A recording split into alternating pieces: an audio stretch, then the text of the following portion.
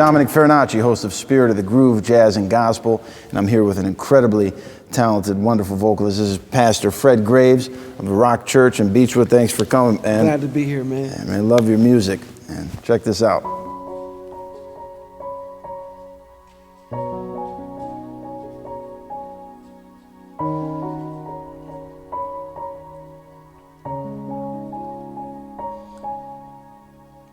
Man, when I think about this song, it's so amazing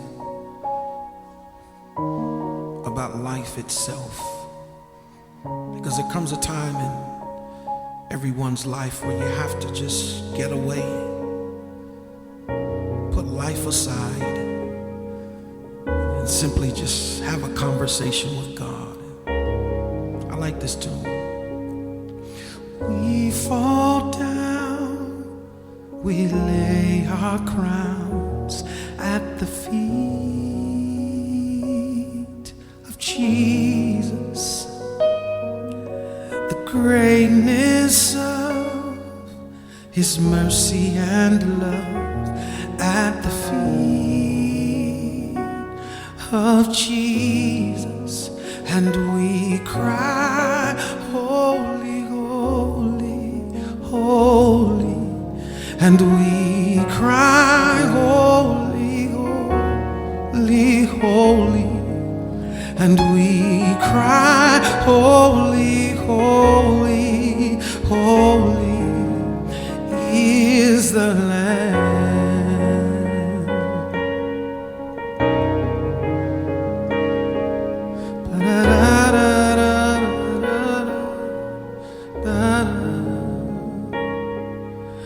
We fall down, we lay our crowns at the feet of Jesus. The greatness of His mercy and love at the feet of Jesus. We fall down, we fall down.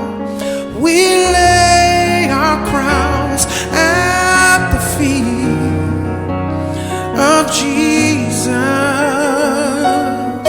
The greatness of Your mercy and love at the feet of Jesus. And we cry, holy, holy, holy.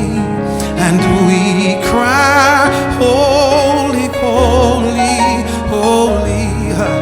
And we cry, holy, holy, holy is the Lamb.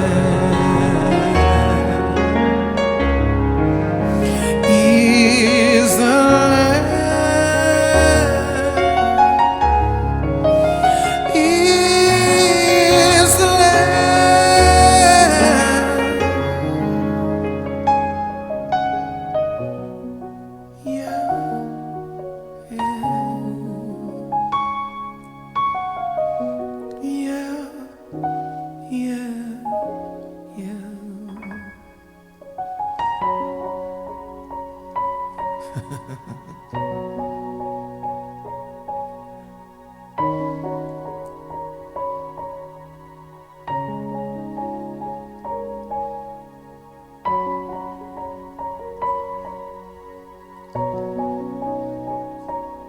And that sounds good.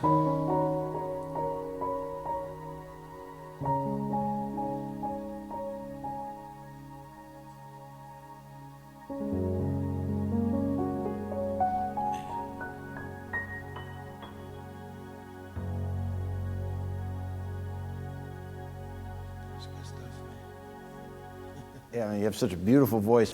So, you know, who are some of your influences from over the years? Man, some of my influences, man, has to be B.B. Winans.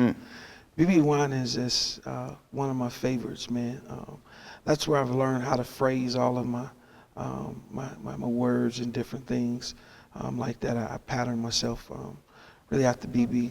Nat King, Nat Cole.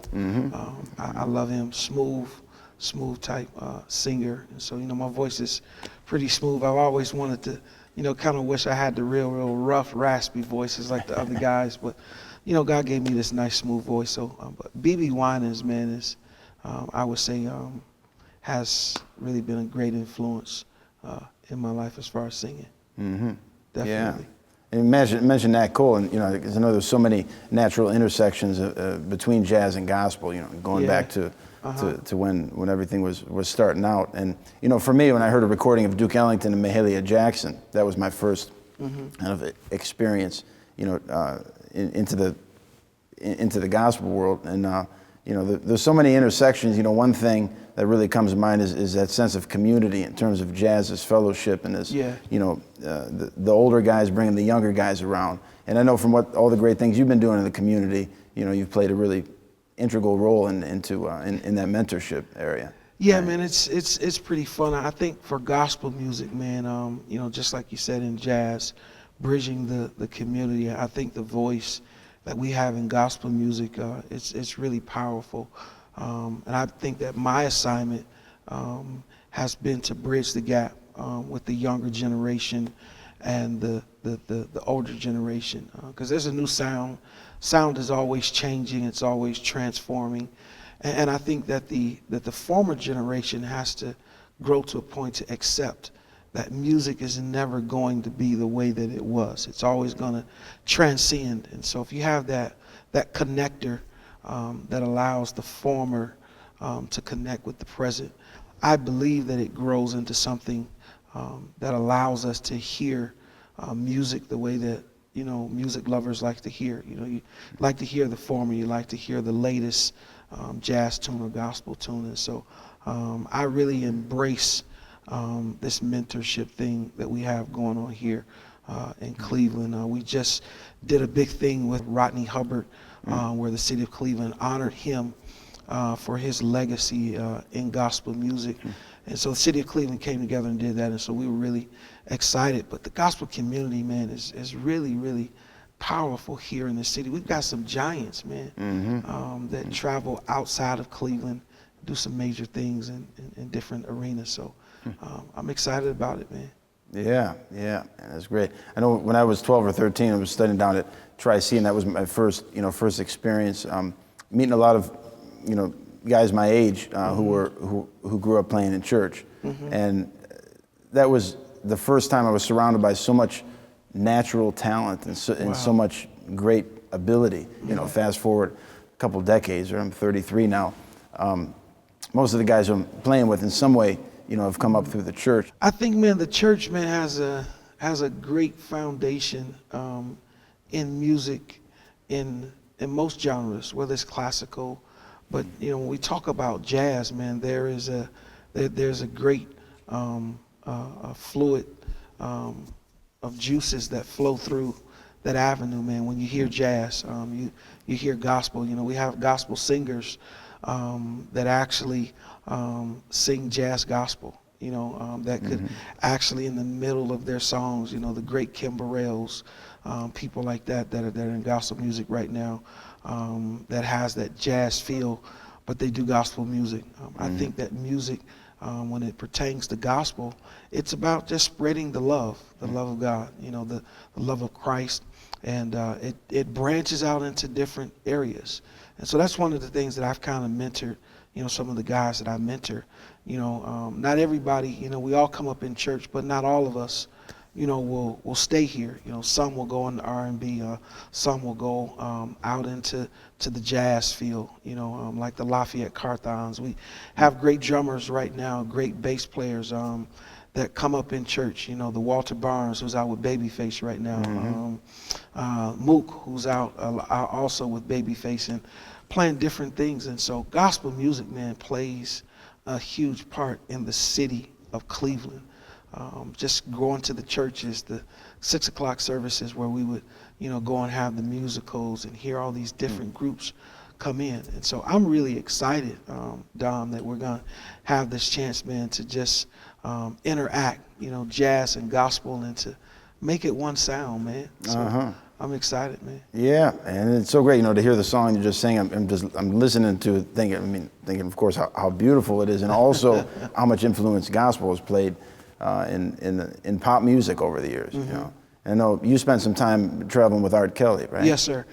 Spent some time. I started out with Men at Large, Jason Champion and Dave Tolliver, who are actually from here, and Leonard Brooks, who's their manager. And so I spent some time traveling with those guys, and then transitioned, went to Chicago and, hung out with Kells. And it was a great experience, man, to see him, do the R&B, and then in our show we would switch to the church scene, And so there were some times where, people would say, well, play church. Well, we can't really play church, but when church is in you, when the gospel's in you, it's going to come out no matter what you're doing. So I would find myself many times, man, trying to hold back, those moments of realizing that I'm on a stage, really not in church. So traveling was really good for me.